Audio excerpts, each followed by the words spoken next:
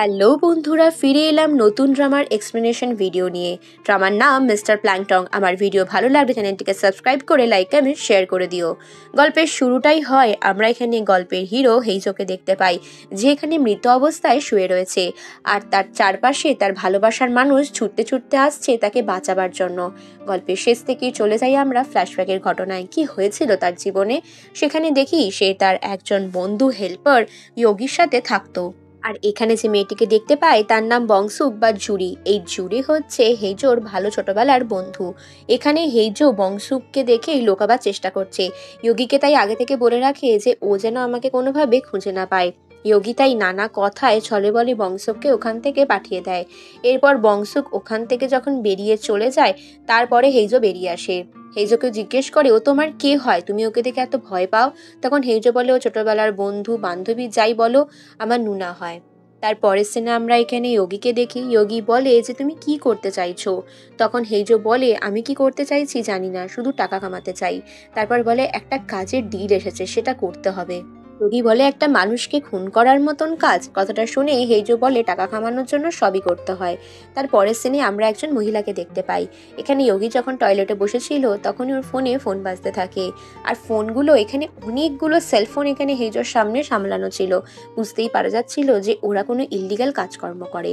সেখানে আমরা একজন মহিলাকে দেখতে পাই, যে এসে বলে, কি ব্যাপারটা কি, তুমি আমার ফোন কল রিসিভ করছো না, আমাকে ইগনোর করার চেষ্টা করছো? এর মানেটা কি ধরে নেবো তাহলে? একটা কথা জেনে রাখো, আজকে তোমাকে এই কাজটা করে দিতেই হবে। আমার বিয়ের দিন তোমাকে উপস্থিত হতে হবে, আর ঝামেলাটা সেদিনই পাকাতে হবে। এরপর হেইগো আর যোগী দুজনে স্নান করতে যায় আর এটা নিয়ে আলোচনা করে। তার পরের সিনে আমরা আমাদের গল্পের হিরোইন জেমিকে দেখতে পাই। জেমি এখানে নিজের বিয়ের জন্য প্রচুর এক্সাইটেড ছিল। সব থেকে বেশি এক্সাইটেড ও একটা বাচ্চা জন্ম দেওয়ার জন্য। ওকে যেই জিজ্ঞেস করে তাকেই ও বলেও 8 সপ্তাহের প্রেগনেন্ট। তার পরের সিনে আমরা আবারও ফিরে আসি হেইজোর কাছে। হেইজোরা এখানে কাজ করার জন্য প্ল্যান করছিল। তার পরের সিনে আমরা এখানে গ্যাংস্টারদের দেখতে পাই। আর এখানে যার বিয়ে হচ্ছে সে আর কেউ নয়, এই যে মেয়েটি এসেছিল সে। আর তারও বিয়ে হচ্ছে একজন বড় গ্যাংস্টারের সাথে, যার নাম ওয়াং। ওয়াং এখানে বিশাল বড় একজন গ্যাংস্টার ছিল। তার বিশাল ক্ষমতাও ছিল। সমস্ত কিছুর মধ্যে যোগী একটা জায়গায় ভয় তো পাচ্ছিলই। এরপর দেখতে দেখতে বিয়ের দিন এসে হাজির হয়। বিয়ের দিন সমস্ত হাসি মজা ঠাট্টা করে বিয়ে চলছিল। এই মুহূর্তে মেয়েটি টেনশন করছিল যে আমি যে কাজের জন্য হেইজোকে বলে এসেছিলাম, হেইজো কি আলটিমেটলি আমাকে বাঁচাবে? এদিকে বিয়ের প্রতিশ্রুতি নেওয়ার পদ্ধতি স্টার্ট হয়ে যায়। তখন ও নার্ভাস হতে শুরু করে যে তাহলে আমাকে কিভাবে এখান থেকে উদ্ধার করে ও নিয়ে যাবে। আর ঠিক তখনই হিরোর মতন এন্ট্রি হয় হেইজো। সকলে ভাবে যে বিয়েতে আমন্ত্রিত ব্যক্তিত্ব বা কেউ একটা হবে। কেউ কিছু সন্দেহ করে ওঠার আগে হেইজো হাত টান মেরে ওকে নিয়ে যাওয়ার চেষ্টা করে, আর ওর বরকে মেরে ওখানে ফেলে দেয়। এরপর বাইকে ওই মেয়েটিকে বসিয়ে তারস্বরে ছুট লাগায় ওখান থেকে। মেয়েটি প্রচন্ড খুশি ছিল। আমি ভাবতেই পারিনি তুমি এভাবে আমাকে বাঁচাবে, সত্যি তোমরা চলো আমরা দুজনে মিলে একসাথে কোথাও পালিয়ে যাই। কিন্তু বাইক চালাতে চালাতে হঠাৎই হেইজোর চোখের দৃশ্য ঝাপসা হয়ে যায়। হেইজোর একটা খারাপ অতীত রয়েছে। ছেলেবেলায় ওর মা বাবা হঠাৎই ওকে ত্যাগ করে বলে, তুমি আমাদের ছেলে নও, আর তুমি আমাদেরকে মা বাবা বলে ডাকবে না। এরপর ওকে বলে পেছন ফিরে আর তাকিও না। তারপর ওর মা বাবা ওকে ছেড়ে চলে যায়। এই দুঃস্বপ্ন আজকে এত বড় হয়ে যাওয়ার পরও ওকে পিছনে তাড়া করে। তো হসপিটালের বেডে যখন ওর চোখে ঘুম ভাঙে তখন ডাক্তার বলে, তোমার মাথার কন্ডিশন একদমই ভালো না। তোমার এখানে ব্রেনে অক্সিজেন পৌঁছায় না যখন, তখনই তুমি এরকম অজ্ঞান হয়ে যাও। তুমি আর বেশি দিন পৃথিবীতে নেই। তোমার অবস্থা কিন্তু খুবই ক্রিটিক্যাল। এদিকে জেমিও ডাক্তারের কাছ থেকে রিপোর্টে জানতে পারে যে ওর মেনোপজ হতে চলেছে, আর ও কোনোদিনই প্রেগনেন্ট হতে পারবে না।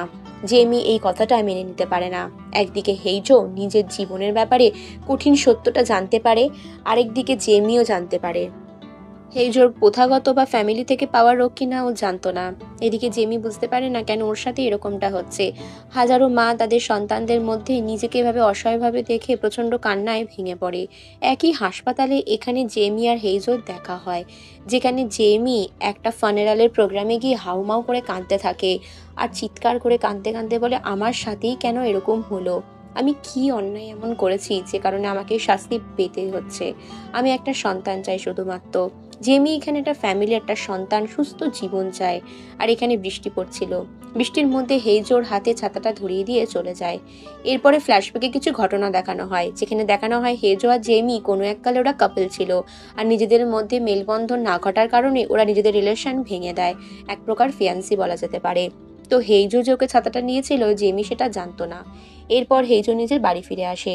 আরেকদিকে যার বউকে, ওয়াং এর বউকে এখানে ভাগিয়ে এনেছিল, ওয়াং ছিল একজন গ্যাংস্টার। ও এখানে নিজের উপর দিব্যি খেয়ে বসে যে যে ছেলেটা ভাগিয়ে নিয়ে গেছে আমার বউকে, তাকে আমি ছাড়বো না। এই তোমরা কি করছিলে? আমার বউকে বিয়ের মণ্ডপ থেকে ভাগিয়ে নিয়ে যাওয়া হলো, তোমরা ওকে ধরতে পারলে না কেন?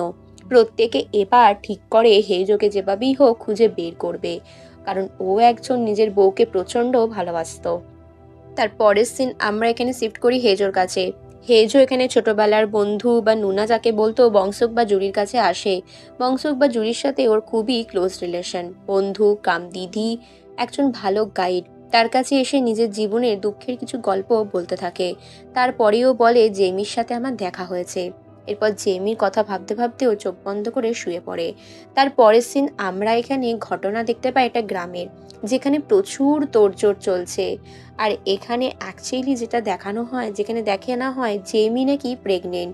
এটাই ওর সকলকে বলেছে যে আমি এখানে 8 সপ্তাহের প্রেগনেন্ট, যে কারণে এই কাজগুলো ভালো মতো করতে পারছি না। তাই ওর হাতও কেটে ফেললে এখানে গ্রামের যে প্রধান ছিল বিয়ম হোজা, সে ওর হাত পরিষ্কার করে দেয়। এদিকে হেজো নিজের বন্ধু কাম হেল্পার যোগীর কাছে সমস্তটা বলে যে আমার এগুলো দেখে হাসি পায়। টিভিতে একটা প্রোগ্রাম দেখছিল, বলে এই ফ্যামিলি নাটক আমি দেখতে পারি না, সহ্য করতে পারি না।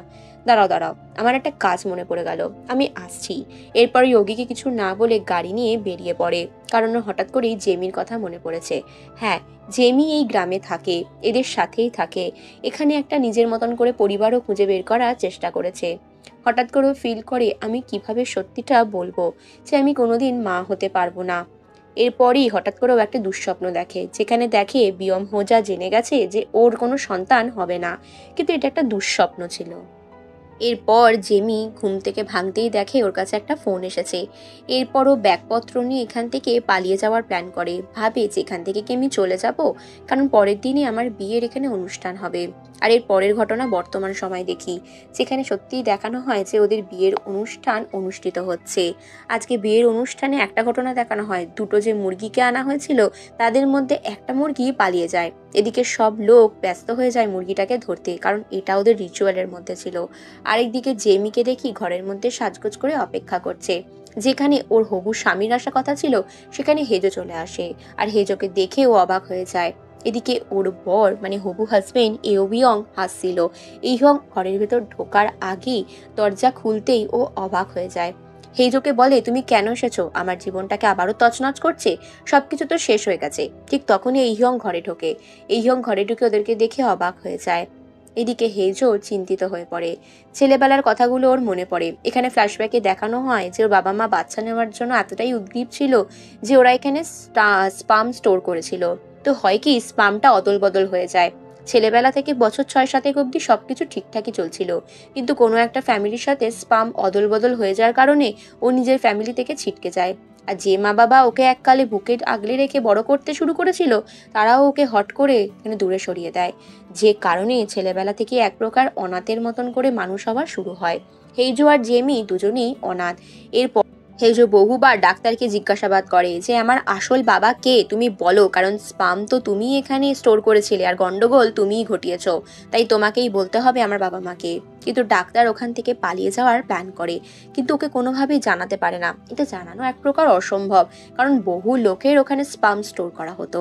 যাই হোক, এর পরের সিনে আমরা আবার বর্তমান সময় চলে আসি, যেখানে হেজো জেমিকে নিয়ে ফিরছিল। এদিকে গ্রামের অনুষ্ঠানের মধ্যে দিয়ে সকলে জানতে পারে যে জেমি ঘরের ভেতরে একজনের সাথে আটকা রয়েছে। আর এখানে এইহিয়ং যখন ঘরের ভেতর আসে, এইহিয়ংকে সামনে দেখতে পেয়ে জেমি মিথ্যা কথা বলে আমরা দুজনেই অনাথ, আর আমরা ভাই বোনের মতন, আমরা একসাথে বড় হয়েছি। এরপর এইহিয়ং ওর হাতটা ধরে বলে অসংখ্য ধন্যবাদ জেমির মতন একজন মানুষকে আমাকে পাইয়ে দেওয়ার জন্য। এরপর হেজো বলে আমি একটু আসছি, ওকে নিয়ে যাচ্ছি, আপনি চিন্তা করবেন না। এইহিয়ং এর চোখের সামনে থেকে জেমিকে নিয়ে হেজো বেরিয়ে চলে আসে। এইহিয়ং বুঝতেও পারে না যে এখানে জেমি আসলে হেজোর এক্স ছিল, এক্স ফিয়ান্সে। এরপর সুযোগ বুঝে কথা বলতে বলতে হেজো ওকে কাঁধের মধ্যে তুলে নেয়। তার আগে এইহিয়ং কিন্তু ওর সাথে খুবই ভালো বিহেভিয়ার করে। যখন ওই জেমিকে বোঝাবার চেষ্টা করছিল যে আমি তোমাকে ভালোবাসতাম, কিন্তু তুমি কোনোদিন ফ্যামিলির কথা ভাবোইনি, তুমি তো এই সম্পর্কটাই চাওনি। হেজো আর কোনো উপায় পায় না, তাই বাধ্য হয়ে জেমিকে এখান থেকে কিডন্যাপ করে। আর ওকে কিডন্যাপ করে নিয়ে যেতে একজন কাজের লোকও দেখে নেয়। রাস্তায় অনেকক্ষণ প্রায় সেন্সলেস অবস্থায় থাকে। এরপর অনুষ্ঠান সমস্ত কিছু পণ্ড হয়ে যায়। তার পরের সিনে আমরা দেখতে পাই এখানে হেজোর যে বন্ধু হেল্পার ছিল ইয়োগি, ওকে অনেকগুলো গ্যাংস্টার মারধর করেছে হেজোকে ডেকে আনবার জন্য। আর এখানে বিয়ম হোজা যে মহিলাটিকে দেখি সে হচ্ছে গ্রামের প্রধান। তাকে সকলে প্রশ্ন করছে যে তার ছেলের বিয়ে এইহং এর বিয়েতে এতটা কি করে নেগলেন্সি হতে পারে, কি করে তার মণ্ডপ থেকে বউ পালিয়ে যায়। এইহং প্রচন্ড ভালোবাসতো জেমিকে। তো ও এখানে মাকে বলে তুমি যেভাবেই হোক আমার বউকে খুঁজে বের করে এনে দাও। ও অনাথ আশ্রমের একজন দাদার সাথে চলে গেছে, এটা আমি মানতেই পারছি না। এরপরে তখনই একজন কাজের বউ এসে ওই মাথার মুকুটটা এনে দেয় আর বলে ওকে নিশ্চয়ই কিডন্যাপ করা হয়েছে। হ্যাঁ, হেজো জেমিকে কিডন্যাপ করে নিয়ে আসছিল। জেমি এর পর প্ল্যান করতে থাকে যে কিভাবে ও হেজোর হাত ছেড়ে পালাবে। ঠিক তখনই হেজোর কাছে ইয়োগির ফোন আসে আর ইয়োগি বলে তুমি তাড়াতাড়ি বাড়ি এসো, তোমাকে ফোনে পাচ্ছি না। ইয়োগিকে এখানে ওই গ্যাংস্টার ওয়াং এর দলের লোকেরা প্রচুর মারধর করে আর বলে তোর বন্ধু হেজোকে ফিরিয়ে আন, নইলে তোর অবস্থা খারাপ করে দেবো। এদিকে জেমি ওখান থেকে পালাবার চেষ্টা করে, কারণ ও আর হেজোর সাথে কোনো রকম ঝামেলায় জড়াতে চাইছিল না। হেজো বুঝতে পারে না কি করবে। গ্রামের ভেতরে ক্ষেতের ওপর দিয়ে দৌড়তে থাকে আর জেমি প্রচন্ড কান্নাকাটি করতে করতে বলে হেজোকে তুমি কেন আমায় আটকাচ্ছ, তুমি সবকিছু গন্ডগোল করে দিচ্ছ। আগে তো একবার আমাকে কষ্ট দিয়ে চলে গেছিলে, এখন কি চাইছো। এরপর জঙ্গলের ভেতরে একটা ঝর্ণার জলে এই জুতোটাকে পরিষ্কার করে ধুতে থাকে, কারণ জেমির কাছে জুতোটা অনেক স্পেশাল। এই জুতোটা এইহিয়ং দিয়েছিল। এইহিয়ং জুতোটা দিতে গেলে জেমি ওকে জড়িয়ে ধরে আর বলে আমি তোমাকে অনেক পছন্দ করি। এইহিয়ং বলে ঠিক আছে, আমার নার্ভাস লাগছে, এই গিফটটা আমার তোমার জন্য এনেছি, তুমি এই জুতোটা পরো, তোমাকে কত কিউট লাগবে জুতোটা পরলে। তো জেমি বলে জুতো গিফট করছো, যদি আমি পালিয়ে যাই। এইহিয়ং বলে তাও আচ্ছা, কিন্তু তোমার এই পা দুটো যে খুব সুন্দর লাগবে। জেমি বুঝতে পারে এতদিনে আমি আমার নিশ্চিত ভালো মানুষটাকে খুঁজে পেয়েছি, এর সাথে আমি নিশ্চিন্তে সারাটা জীবন কাটাতে পারবো। কিন্তু কোথায় কি আর হলো, এইহিয়ং এর থেকে ওকে দূরে চলে যেতেই হলো। হেইজো সেই বিয়েটা হতে দিল না। এরপর হেজো গাড়ি করে ওকে নিয়ে আসে আর জেমি বুঝতে পারে না ওর জীবনটা আবারও ঘেঁটে যেতে বসেছে। কেন ঘেঁটে যাচ্ছে, ওর কি করা উচিত, এই সবকিছু নিয়ে বড্ড কনফিউজড হয়ে যায়। আর হেজোকে বলে তুমি অ্যাকচুয়ালি কি করতে চাইছো। এরপর ওর কাছ থেকে ও ফোন করার চায়, কিন্তু ফোন ওকে কোনোভাবেই দেয় না। এরপর জেমি সমস্তটা বলে ফিয়ান্সের ফ্যামিলিকে আমি জানাতে চাই তুমি আমাকে কিডন্যাপ করছো কেন। তখন হেজো বলে আমার কাছে আর কোনো উপায় নেই। তখন এখানে মিথ্যে কথা বলে জেমি বলে আমি একবার টয়লেট যাব। হেজো তখন একটা পাম্পে গাড়িতে তেল ভরছিল আর জেমি টয়লেট যাওয়ার নাম করে সেই টয়লেটের জানলা দিয়ে পালাবার চেষ্টা করে, কিন্তু ওকে সেখান থেকেও হেজো উদ্ধার করে নেয়। সমস্ত প্ল্যান বানচাল হয়ে যায়। এদিকে হেইয়ং নিজের হবু স্ত্রী জেমির জন্য পাগল হয়ে যায়। গাড়ি নিয়ে জেমিকে খুঁজতে যাবেই বের হয়েছে, কিন্তু তখনই ওর মা বিয়ম হোজা চোখ বড় বড় করে ছেলেকে ভয় দেখিয়ে বলে পাগলামো করো না, আমরা কিছু একটা করব ওকে খুঁজে বের করার জন্য। কিন্তু এই মুহূর্তে কিছু করা সম্ভব নয়, আর ক্যামেরার ফুটেজ থেকে খুঁজে বের করব ওই মেয়ে কোথায় গেছে। এরপর একটা জামা কাপড়ের স্টোরে এসে গাড়ি দাঁড়ায়। হেজো জেমিকে বলে তুমি এখানে গিয়ে জামা কাপড় চেঞ্জ করে এসো। আর রাস্তায় দাঁড়িয়েও চিৎকার করতে থাকে আরে আমাকে কিডন্যাপ করা হয়েছে, কেউ বাঁচাও। কিন্তু এখানে জেমিকে কেউই পাত্তা দেয় না। হেজো এরপর জেমিকে জোর করে ওই দোকানে ঢুকিয়ে দেয়। আর জেমি কি করে দোকানের স্টোরের মালিকের ফোন চুরি করে ও এখানে যেভাবেই হোক ইয়ং এর সাথে কন্ট্যাক্ট করার চেষ্টা করে। যখন ও ফোনটা করছিল তখন এইহং ফোনটা রিসিভ করে না, তাই ফোনের মধ্যে একটা SMS টাইপ করে দেয়। এরপরও জামা কাপড় পরে বাইরে বেরিয়ে আসে। হেজো বলে এত দেরি করছিলে কেন। হেজো জানতো ফোন নিয়ে কিছু একটা করেছে, আর ফোনও সত্যিই চুরি করেছিল সেটাও হেজো জানতো। এরপর ফোনটা ফেরত দিয়ে ওকে নিয়ে আসে আর বলে তুমি এগুলো করা প্লিজ এখন বন্ধ করো, তোমাকে এখন এই মুহূর্তে আমার সঙ্গেই থাকতে হবে। জেমি বলে আমার সাথে তুমি এগুলো কেন করছো। আরও মন থেকে প্রচুর প্রচুর প্রে করে যেন কোনোভাবেই হোক এইহিয়ং ওকে খুঁজতে চলে আসে। এইহিয়ং এরপর ফোনের ওই SMS-টা দেখতে পায় যেটা হেইজো ওকে পাঠিয়েছিল। তো এই SMS-টা দেখার পরই ও বুঝতে পারে জেমি কোথায় গেছে আর ওকে খুঁজে বের করতেই হবে। তাই ও নিজের মায়ের ভয় আর না পেয়ে গাড়ি নিয়ে বেরোনোর সিদ্ধান্ত নেয়। এদিকে ঠিক তখনই গাড়ি এসে দাঁড়ায় একটা খাবারের রেস্তোরাঁর সামনে। জেমি সেখানে যেতে চায় না। হেজো জোর করে বলে খেতে তো হবেই, আমি এক প্রকারের কিডন্যাপার যে নিজের সাথে এই সঙ্গীকে কষ্ট দিতে চাই না। এরপর ওরা রেস্টুরেন্টে খেতে আসে, যেখানে একজন বয়স্ক ভদ্রলোক ওদের খাবারের অর্ডার নিতে আসে। এখানে একটা অদ্ভুত ঘটনা দেখি, হেজো ওই বয়স্ক ভদ্রলোককে মিথ্যে কথা বলে আরে আপনার মাথায় কিছু লেখে আছে, এই মিথ্যা বলে একটা চুল কেটে নিয়ে নিজের পকেটে ভরে নেয়। আসলে হয়তো ভাবছে এই লোকটা ওর বাবা হতে পারে, যে DNA টেস্ট করলে হয়তো ধরা পড়বে। এরপর লোক ছেলেগুলোকে মন দিয়ে দেখতে থাকে যে এদের সাথে ওর কোনোভাবে কোনো মিল আছে কিনা, কিন্তু সেরকম কিছুই ও বুঝতে পারে না। সেদিন ওই লোকটার হোটেলেই ওরা দুজনে একসাথে রাতে থাকবার প্ল্যান করে।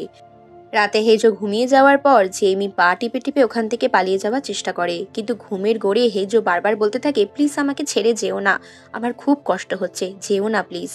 এরপর আমরা হেজোকে দেখি ও বাইক নিয়ে খুব ফোর্সে গাড়ি চালাচ্ছিল, আর তখনই একটা গাড়ির সাথে ওর অ্যাক্সিডেন্ট হয়ে যায়। বৃষ্টি পড়ছিল, গাড়ি থেকেও ছিটকে পড়ে, আর গাড়িতে থাকা ভদ্রলোক নিচে নেমে এসে ওকে দেখতে আসে ও ঠিক আছে কিনা। আর এই ভদ্রলোকের সাথেও মুখোমুখি হতেই দেখে এ তোর পালিত বাবা। সেই বাবাও ওকে দেখে অবাক হয়ে যায়।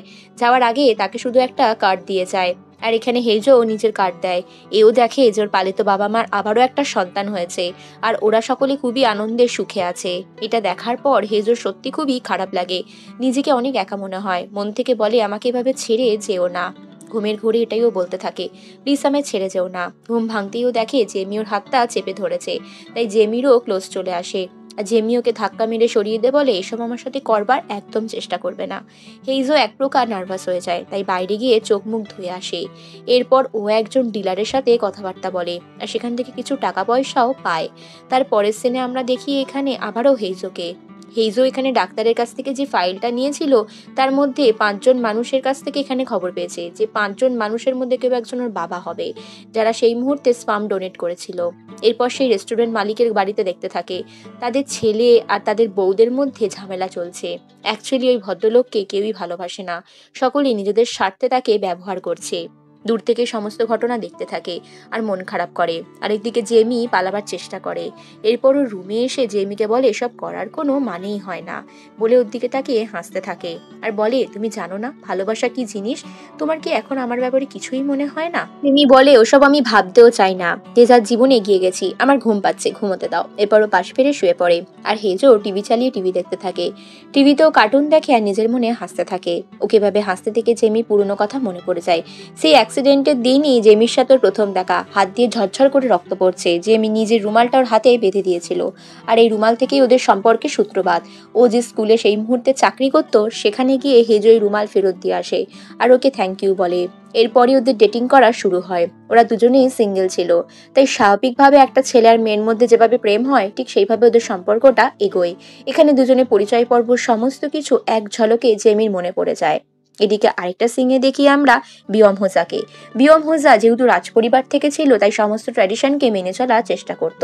নিজের ছেলে এখানে ওই মেয়েটাকে খুঁজতে যাচ্ছে জেনেও বেশি ঘাটায় না, কারণ এই ব্যাপারগুলো চারিদিকে ছড়িয়ে গেলে ওদের ফ্যামিলিরই বদনাম হবে। এদিকে যে কোনোভাবেই হোক এয়ং হিয়ং ওকে খোঁজবার চেষ্টা করে, পুলিশের কাছে গিয়ে রিপোর্ট করে। আর এখানে নিজের হাতে আঁকা একটা ছবি দিয়ে হেজোর ডিটেকশন দিতে থাকে, বলে হেজোকে এরকমই দেখতে হবে, যে ছেলেটি আমার ফিয়ান্সেকে চুরি করে নিয়ে গেছে। এদিকে একটা জিনিস দেখি, হেজো জেলাসি ফিল থেকে এখানে জেমির ওই জুতোটা ছুঁড়ে ফেলে দেয়। তারপর এখানে আমরা দেখি এই ছবিটা দেখেও মন খারাপ করে, কারণ এই ছবিটা কোনো এক সময় এওহিয়ং আর জেমি সময় কাটানোর সময় তুলেছিল। আর এইহিয়ং এতটাই ভালো ফ্যামিলি থেকে ছিল, তাই এসব খারাপ কিছু ভাবতেও চায় না। আরেকদিকে ওই গ্যাংস্টারের টিম, মানে ওয়াংয়ের টিমদেরকে দেখি, ওরা এখানে ওর বন্ধু ইয়োগিকে নিয়ে আসছিল। ইয়োগিকে এক প্রকার মারধর করে যাচ্ছে তাই অবস্থা করেছে। আরেকদিকে ইউহিয়ং পাগলের মতন ছবি ছাপিয়ে জেমির ছবি চারিদিকে দিয়ে দেয়, সমস্ত লোকের চারিদিকে পোস্টার বানিয়ে দেয়, যাতে কোনোভাবেই হোক নিজের হবু ওয়াইফকে খুঁজে পায়। এভাবে ও পাগলের মতন করতে থাকে। তার পরের সিনে রেস্টুরেন্টের ঘটনা দেখি। রেস্টুরেন্টের কাছে গিয়ে হেজো অনেকগুলো টাকা ভদ্রলোকের হাতে ধরিয়ে দেয়। ভদ্রলোক খুশি হয়ে বলে এত টাকা তো আমার ছেলেও কোনোদিন দেয়নি, তোমরা খেয়ে দিয়ে যেও। তো দুপুরে খেয়ে যাবে বলে ওরা একটুখানি স্টে করে যায়। দুপুরে খেতেই বসে, আর ঠিক সেই মুহূর্তে দেখে ওই ভদ্রলোকের ছেলেরা নিজেদের মধ্যে সম্পত্তি নিয়ে আর একজন লোন নিচ্ছে তার কাছ থেকে নিয়ে টাকা পয়সা নিয়ে আলোচনা করে। আর এই বিষয়টা লুকিয়ে যাওয়ার জন্য ওই ভদ্রলোককে ওরা আলাদা ঘরে নিয়ে যায়। এসব দেখে শুনে হেজো বুঝতে পারে এরা এখনই সম্পত্তির ভাগাভাগি করতে চাইছে, বাবার টাকা পয়সা নিয়ে নিতে চাইছে। তাই জন্য এই জায়গার মধ্যে হেজো ইনভলভ হয়ে যায়, বলে তোমাদের 4টে নয় 5টা ভাগ হবে, আমি তোমাদের বাবার ইল্লিগাল সন্তান, ইচ্ছা করে এই কথাটা বলে। আরেকদিকে এই হিয়ংকে দেখি। এই হিয়ংকে একজন লোক খবর দিয়ে দেয়, সে লোন দিতে আসা ভদ্রলোক। সে এখানে জেমির ছবিটা দেখে নেয়, বলে জেমি এই রেস্টুরেন্টেই লুকিয়ে রয়েছে। তো এটা খবর পাওয়ার পর এই হিয়ং ছুটতে ছুটতে ওকে খুঁজতে আসে। আরেকদিকে গ্যাংস্টারের দলও কিন্তু হেজোকে খুঁজছে, আর হেজোকে ওই বয়স্ক ভদ্রলোকও প্রচন্ড রেগে ওখান থেকে বের করে দেয়, বলে তুমি আমার ব্যবসা খারাপ করতে চাইছো, তুমি একদম এখানে ঢুকবে না, তোমার মুখও আমি দেখতে চাই না। হেজো বুঝতে পারে না সবাই কেন ওকে এত অবহেলা করে। ঠিক সেই মুহূর্তে দূর থেকেও এই হিয়ংকে দেখতে পায়। আরেকদিকে আমরা দেখি ইয়োগি আর এখানে ওয়াং গ্যাংস্টারের লোকেরা এখানে ওদের লোকেশন পেয়ে যায়। যে কারণে ওরা আসার আগেই হেজো আর জেমি দুজনে ওখান থেকে পালিয়ে যায়। এরপরে ওয়াং নামের ওই লোকের গ্যাংস্টারের দল ওই লোকটার ভদ্রলোকের রেস্টুরেন্টে এসে ঝামেলা করে, আর ওই লোকটা আগে থেকেই পুলিশকে ফোন করে দিয়েছিল। পুলিশের গাড়ি নিয়ে এদিকে এউহিয়ংও ওই জায়গায় পৌঁছায়, আর পুলিশের গাড়ি নিয়ে ওখান থেকে পালিয়ে যায়। এই খবরটা ওর মা বিয়ম হোজার কাছে যায়। বিয়ম হোজা এখানে লোক ফিট করে, একজন এখানে পার্সোনাল লোককে ফিট করে ওর ছেলেকে খুঁজে বার করে এইসব ঝামেলা থেকে মেটাবার জন্য। আর এখানে দেখি জেমি ইচ্ছা করে হেজিকে আঘাত করার চেষ্টা করে যাতে ওর গাড়িটা ভেস্তে যায়, আর এখানে গাড়িটা গিয়ে একটা খাদের মধ্যে পড়ে যায়। ওদের পেছনে এউহিয়ং ছিল, এদিকে এউহিয়ং এর পিছনে অনেক পুলিশের লোকও ছিল। এউহিয়ং বন্দুক নিয়ে ওদের দিকে তাক করে আর বলে, আমার ফিয়ান্সেকে ছেড়ে দাও, তুমি ওকে কেন এনেছো? ওকে ছাড়া আমি বাঁচবো না। আর বন্দুকটার ব্যবহারও ঠিকঠাকভাবে পারতো না, তাই নিজের পায়ে মেরেও নিজে অজ্ঞান হয়ে যায়। এদিকে জোর করে জেমি হেজোকে মারতে থাকে, আর হেজোও অজ্ঞান হয়ে যায় অসুস্থতার কারণে। এদিকে ওয়াং আর ওয়াং গ্যাংস্টারের বাকি দলের লোকেদেরকে পুলিশ থানায় নিয়ে আসে, ওদেরকে অ্যারেস্ট করে নেয়, ওদেরকে জেলের ভিতর ভরেও দেয়। আর ওরই মধ্যে এউহিয়ংও ছিল। এউহিয়ংও পাগলের মতন চিৎকার করছিল আর কাঁদছিল, আফসোস করছিল জেমিকে খুঁজে না বের করার জন্য। ওর এই বিহেভিয়ার দেখে পুলিশ ওকে ছেড়ে দেয় আর বলে, তোমার ব্যাপারটা আলাদা, তোমার বউকে তুমি খুঁজে বের করো, তোমাকে একজন লোক ছাড়াতেও এসেছে। এখানে দেখি ওর মা যে লোকটাকে এখানে পাঠিয়ে দেয় সেই লোকটাই ওকে ছাড়াবার জন্য হেল্প করে। এরপর যখন এখানে দেখি হেজোর ঘুম ভাঙে, হেজো জেমিকে খুঁজে পায়। প্রথমেও ভেবেছিল হয়তো জেমি ওকে ছেড়ে চলে গেছে। এরপর জেমির কাছে এসে কথা বলতে গেলে জেমি বলে, আমি চাই তুমি শুধু মরে যাও, তুমি কেন আমার চোখের সামনে এলে আমার জীবনটাকে এলোমেলো করে দিতে? আমি বেশ ভালো ছিলাম। হেজো এই কথাটা সিরিয়াসলি ভাবে নিয়ে বলে, ঠিক আছে, তোমার উইশ আমি মেনে নেব। এরপর ফ্ল্যাশব্যাকের একটা ঘটনা দেখানো হয়। এখানে দেখতে পাই যে জেমি আর এউহিয়ং এর কয়েকদিনের মাত্র সম্পর্ক ছিল, বন্ধুত্ব। কিন্তু এউহিয়ং ওকে এতই ভালোবাসতো যে জেমির জন্য নিজের ফ্যামিলির এগেনস্টেও চলে যায়, জেমিকে বিয়ে করতে চায়, যে কারণে নিজের মাকেও মিথ্যে কথাও বলে যে জেমি নাকি প্রেগনেন্ট। এই মিথ্যে নাটকটা তখন থেকেই শুরু হয়, আর তারপরে ঘটনাটা আমরা সকলে জানি। তারপর ওখান থেকে ওকে কিডন্যাপ করে আনা হয়। এদিকে পুলিশ এসে সকলকে নিয়ে চলে যায়। সেদিন জেমি কেন জানি না হেজোকে পছন্দ করে নিয়েছিল। ও চাইলেই হেজোকেও পুলিশের কাছে ধরিয়ে দিয়ে এউহিয়ং এর সাথে ফিরে যেতে পারত, কিন্তু এই অপশনটাকেও বেছে নেয়নি। তাই রাগের চোটে হেজোকে জলের মধ্যে ধাক্কা মেরে ফেলে দিয়ে ওখান থেকে চলে যায়। জেমি নিরুপায়ের মতন পুলিশ স্টেশনের সামনে দাঁড়িয়ে থাকে, এউহিয়ংকে দূর থেকে দেখে। এরপর এউহিয়ং এর মোবাইলে পাশের এসটিডি বুথ থেকেও ফোন করে। প্রথমে তো এউহিয়ং ফোন ধরে না, তারপর ফোনটা রিসিভ করে যখন শুনতে পায় যে জেমি ফোন করেছে, জেমি কাঁদতে কাঁদতে বলে, তোমাকে আমি কিছু মিথ্যে কথা বলেছি, সেগুলোর জন্য পারলে আমাকে ক্ষমা করে দিও। এই প্রেগনেন্সি নিয়ে মিথ্যে কথা বলাটা বেশি খারাপ। আমাকে যে লোকটা রেখেছে সে আমাকে জোর করে রাখেনি, শুধু এটুকু জেনে রেখো। এরপর যখন পুলিশ লোকেশন ট্র্যাক করে দেখতে পায় যে এটা পাশের বুথেই, তখন এখান থেকে জেমি আর হেজো দুজনেই পালিয়ে যায়। এউহিয়ং বুঝতে পারে যে অ্যাকচুয়ালি জেমিকে কিডন্যাপ করা হয়নি। এরপর ওরা দুজনে রেস্টুরেন্টে আনন্দ করেই খেতে থাকে। সবকিছুকে মেনে নিতেই হবে, দুঃখ করে কি করবে। তাই নিজের কষ্টটাকে মেনে নিয়ে জেমি এখানে খাবার খেতে শুরু করে। আর হেজো যথাসম্ভব ওকে খুশি রাখার চেষ্টা করে, শুধু বলে যে তুমি খুশি হতে পারছো না কেন। জেমি বলে, আমি বুঝতে পারছি না এই মুহূর্তে আমি কেন জন্মালাম বা কেন আমার জন্য হচ্ছে। এরপর আমরা বিয়ম হোজাকে দেখি, ও এখানেও নিজের ছেলের সাথে কথা বলে, আর এদিকে ছেলে পাগলামো শুরু করে, যে কারণে পুলিশ ওকে বাড়ির বাইরে বের করে দেয়। এরপর বিয়ম হোজা এটাই ভাবে যে আমার ছেলে কি করে এরকম একটা কাজ করলো, আমাদের ফ্যামিলিতে তো এগুলো করা উচিত নয়, ছেলেরা বউয়ের মুখ অব্দি দেখে না। তারপরের সিনে জেমি আর হেজোর মধ্যে গল্প চলতে থাকে। ওকে বলে, একটা কথা শুধু বলো, তুমি আমাকে পছন্দ করতে, তাই না? এখন তুমি আমাকে ভালোবাসো না কেন? চলো আমরা আগের মতন একসাথে হই। এরপর এউহিয়ংকে দেখি। এউহিয়ং এর মা যে লোকটাকে ওর কাছে পাঠিয়েছিল সে কাইন্ড অফ প্রাইভেট ডিটেকটিভ। এদিকে এউহিয়ং জেদ করে বসে, আমি যাব না। এউহিয়ংকে কিন্তু এই প্রাইভেট ডিটেকটিভ অনেক প্রুফ দেখায় যে জেমি ওই ছেলেটার সাথে ভালো আছে, রেস্টুরেন্টে খাচ্ছে দাচ্ছে, আনন্দে আছে, কিন্তু এউহিয়ং তাও মানতে চায় না। প্রথমে রাজি হলেও তারপর বলে, আমি একা গাড়ি চালিয়ে যেতে চাই, আমি ওকে একবার অন্তত সামনে থেকে দেখে সবটা জানতে চাই। এর পরের দিন সকাল হয়ে যায়। এখানে হেজো আর জেমি দুজনে একটা জায়গায় যাওয়ার প্ল্যান করছিল।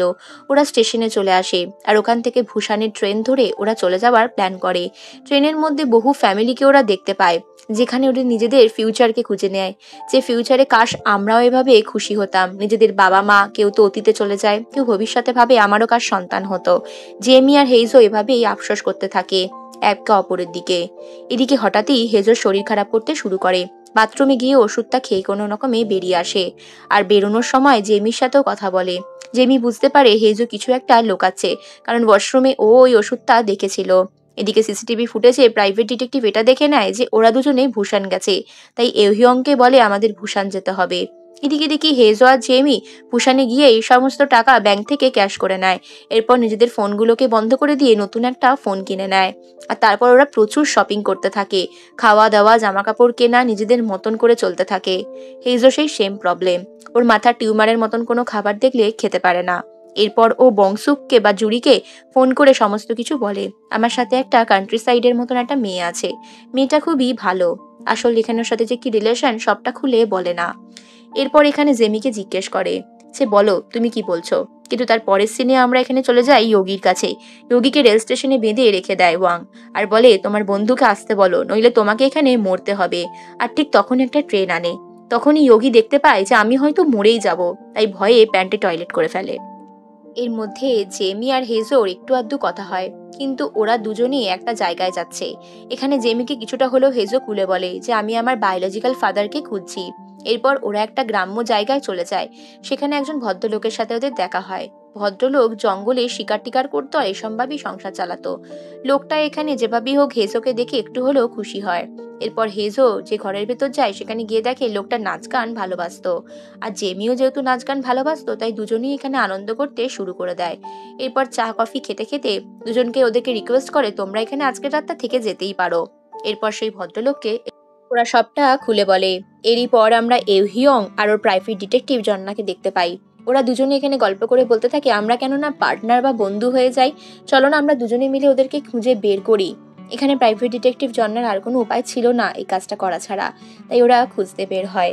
এদিকে হেজোকে দেখি ওরা এখানে জঙ্গলে কিছু শিকার করতে যায়, আর তারই মাধ্যমে আমরা জেমিকে আর যে লোকটির কাছে, অর্থাৎ এখানে মিস্টার কোয়ের সাথে জেমির ভালো একটা রিলেশন হয়ে যায়। জেমি ও বলে আপনার মতন মানুষকে আমার দেখে খুব ভালো লাগলো, আর কো বলে জেমি তোমার মতন আমার বৌমা হলে আমি তো খুবই খুশি হব। তো জেমি লজ্জা পেয়ে চলে যায়। এরপর রান্নাঘরে রান্না করে কো নিজের হাতে জেমিকে খাইয়ে দেয়, আর জেমিকে বলে তুমি হেজোকে খাইয়ে দাও। খাইয়ে দিতে গিয়ে ওরা একে অপরে ক্লোজ চলে আসে। এদিকে বিভিন্নভাবে যোগীকে আর একটা চান্স দেয় ওয়াংরা, বলে তুমি তোমার বন্ধুকে ডাকো, এটাই তোমার শেষ চান্স। এরপর ওরা দুজনেই শুয়ে পড়তে যায়। রাত হয়ে যায়। যেখানে জেমি বলে তখন আমি রান্নাঘরে এত কেন হাসছিলাম জানো, একটা আলুকে দেখে আমার মনে হলো তারও সন্তান জন্ম দেওয়ার ক্ষমতা আছে, কিন্তু আমার নেই। এই কথাটা বলা মাত্র মিস্টার কো আমাকে এত হাসালো যে আমার হাসতে হাসতে পেট ব্যথা হয়ে গেল। হেজো বলে নিজের কষ্টকে এভাবে লুকিও না, তোমার কাঁদতে মন হলে কাঁদো। আর সত্যি সত্যি জেমি ওখানে কাঁদতে শুরু করে, আর হেজো ওকে সামলাতে গিয়ে নিজেও এখানে কেঁদে ফেলে। এর পরের ঘটনা আমরা অনাথ আশ্রমে দেখতে পাই, যেখানে ছোট্ট জেমিকে দেখতে পাই। জেমি প্রথম থেকেই চাইতো ওকে কেউ অ্যাডপ্ট করুক, কিন্তু সেরকমটা ওর সাথে হতো না। প্রায় প্রত্যেকটা ফ্যামিলি ওকে দেখতো, ভালোবাসতো ঠিকঠাক, ছোট বাচ্চাদেরকে বেশি চুজ করতো।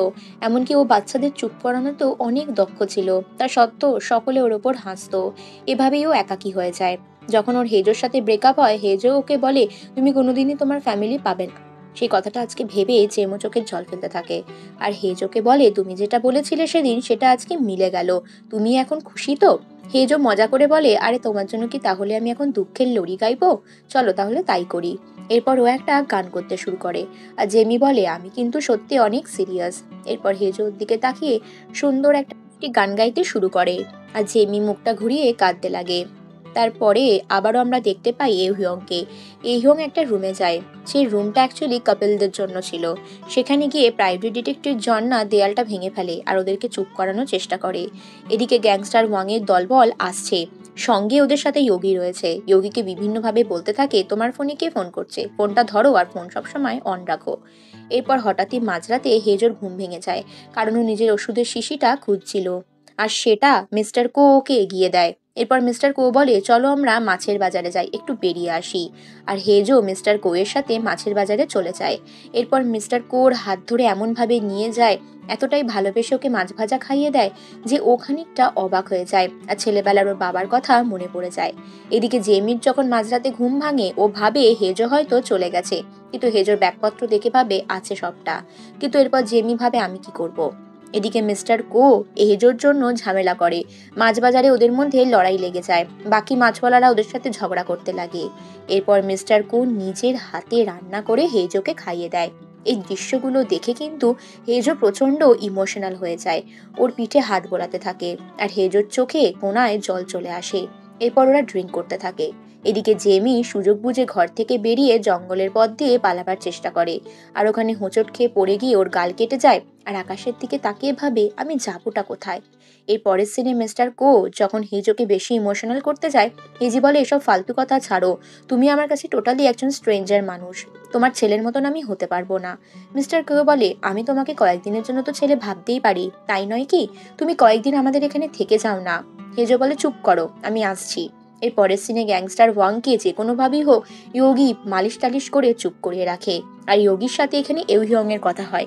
এউহিয়ং ইয়োগির কাছে হেল্প চায় যে তুমি আমাকে ঠিকানা বলো যে হেজোরা কোথায় আছে। ইয়োগি তাই এউহিয়ং এর ওপর দয়া দাক্ষিণ্য করে ওকে অ্যাড্রেস বলে দেয়।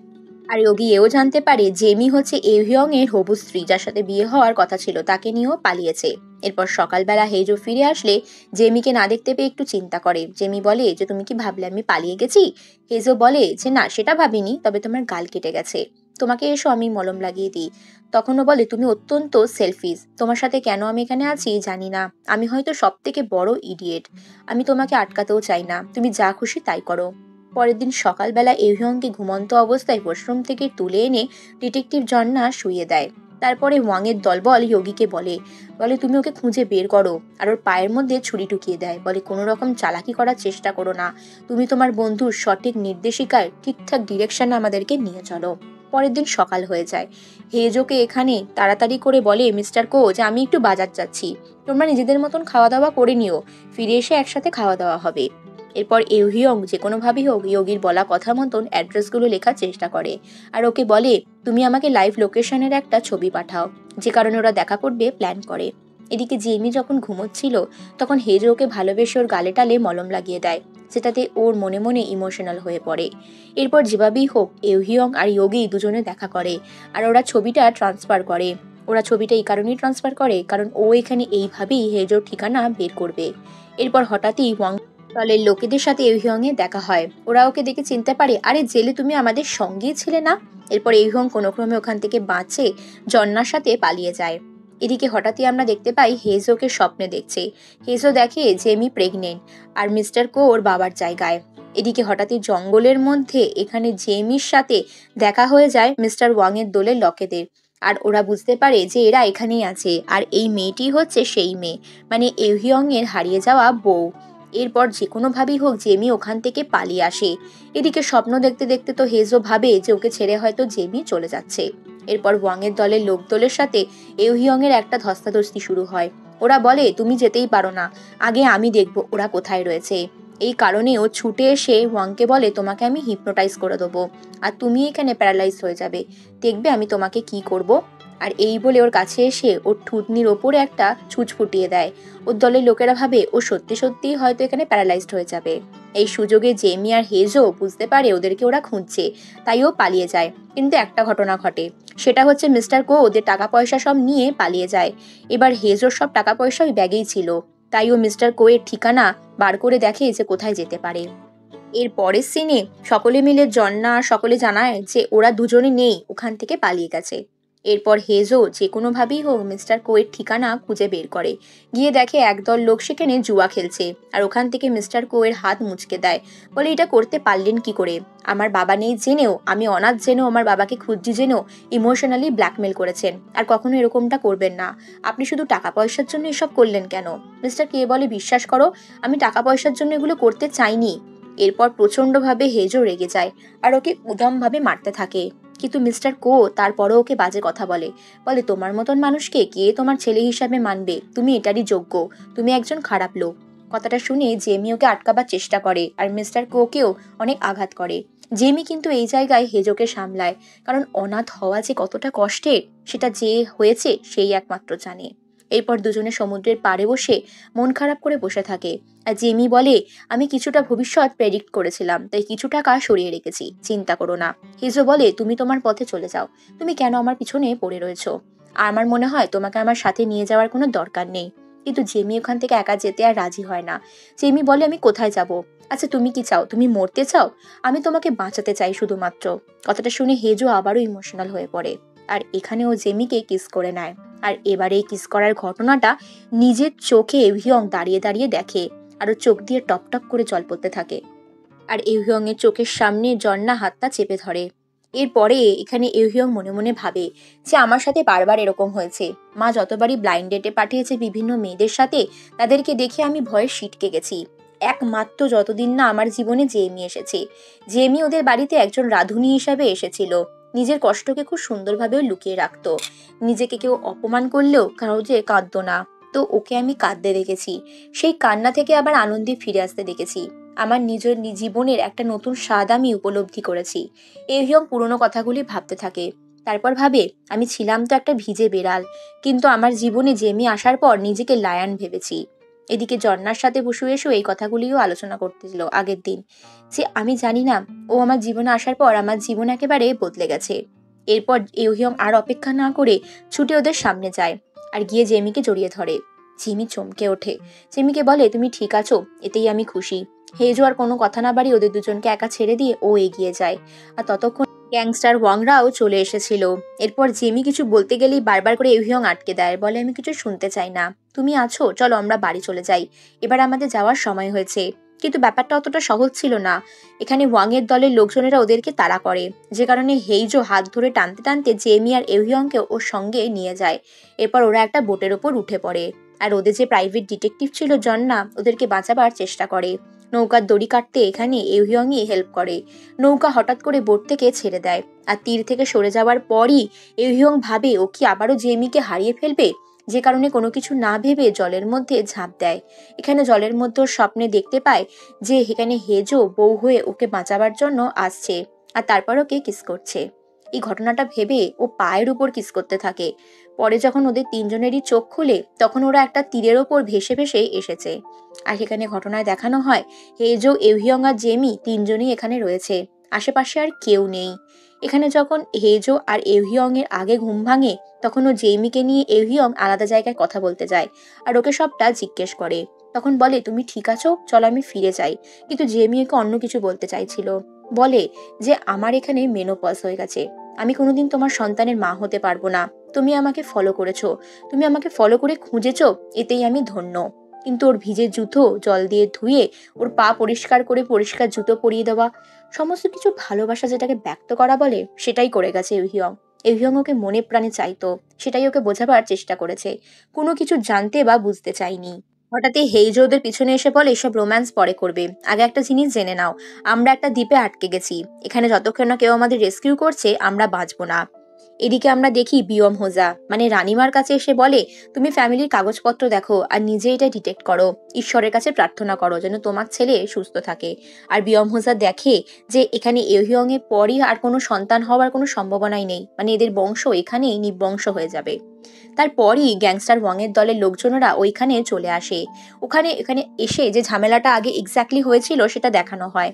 এখানে যতই হেজো ওদেরকে বোঝাবার চেষ্টা করে যে তোমার বউকে আমি শুধু পালাতে হেল্প করেছি, বাকি আমি জানি না কোথাও গেছে, কিন্তু গ্যাংস্টার ওয়াংরা মানতে চায় না। তারপরই বাকি ঘটনাটা আমরা সকলেই জানি। এরপর এরা তিনজনে পালাবার চেষ্টা করে, কোথায় যাবে বুঝতে পারে না।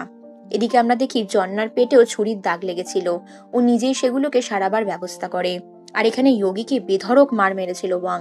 তারপরে এখানে যেভাবেই হোক বিয়ম হোজা কন্ট্যাক্ট করে জন্নার সাথে। জন্নাকে বলে, তুমি জানো না তাহলে ওরা কোথায়, কিন্তু খোঁজবার চেষ্টা করো আর নিজেও সুস্থ থেকো। এরপর জলে মাছ ধরতে যায়। হেইজো আর এহিয়ং দুজনে মাছ ধরতে গিয়ে দুজনের মধ্যে লড়াই বাঁধে।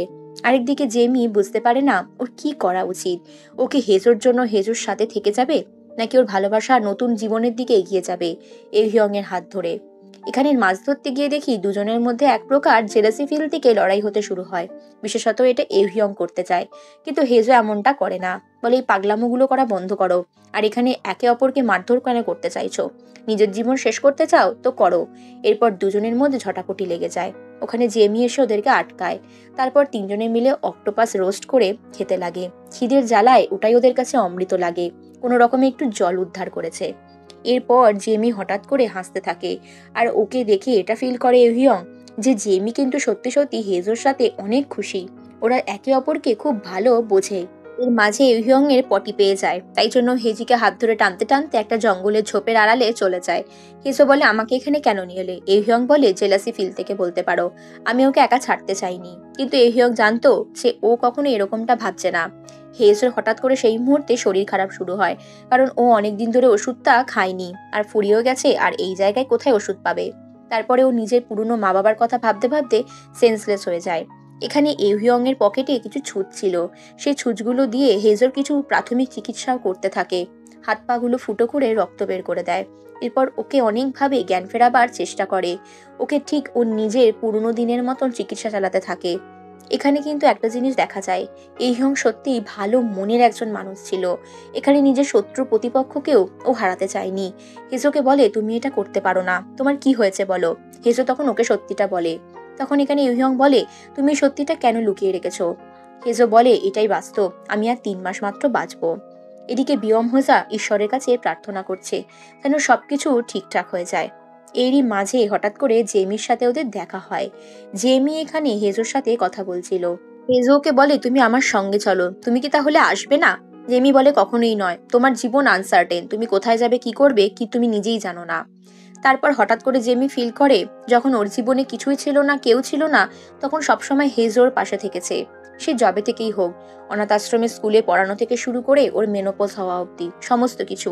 হঠাৎ করে হেজো হাঁটতে থাকে, কিন্তু পেছন থেকে ওকে কেউ চেপে ধরলে ও দেখে ওটা ওয়াং, ওটা জেমি ছিল না। এরপর ওয়াং এর দলের সাথে হেজোর মারামারি লাগে। ওইখানে এউহিয়ং আর জেমি ওকে বাঁচাতে আসে। মারামারিটা এবার সকলের মধ্যেই ছড়িয়ে পড়ে। আর ওয়াং এখানে বিচ্ছিরিভাবে হেজোকে আঘাত করতে যায়। এটা দেখে জেমি আটকাতে যায়, আর দুর্ভাগ্যবশত মিস্টার ওয়াংকেও ধাক্কা মেরে ফেলে দেয়।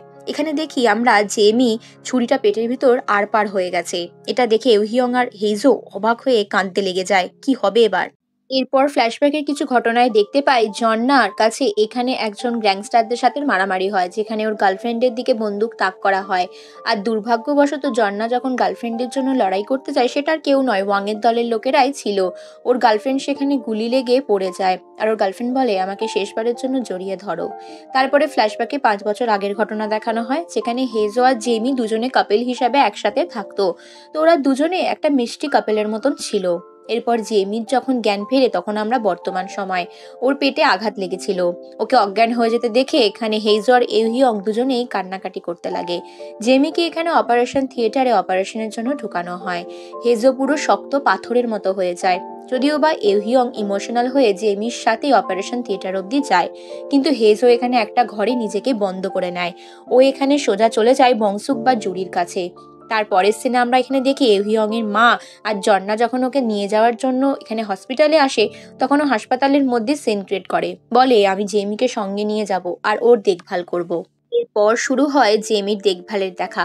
এদিকে হেজও ঘরের মধ্যে নাওয়া খাওয়া ছেড়ে একভাবে বিছানায় শুয়ে পড়ে থাকে।